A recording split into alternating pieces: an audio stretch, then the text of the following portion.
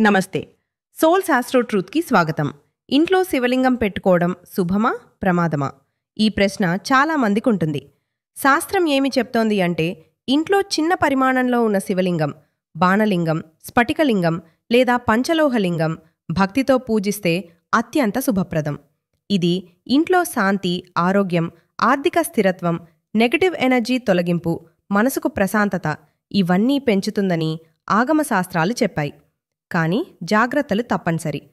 పెద్ద దేవాలయ శైవలింగం ఇంట్లో పెట్టకూడదు. పునర్వినియోగ నీరు, పాలు పారేయకూడదు. భూగర్భం లేదా బాత్రూం దగ్గర నుంచకూడదు. శివలింగ దిశ కూడా ముఖ్యం. లింగం తూర్పు లేదా ఉత్తర దిశలో ఉండాలి. నందిముఖం లింగం వైపు ఉండాలి. ప్రతిరోజు పెద్ద పూజ అవసరం లేదు.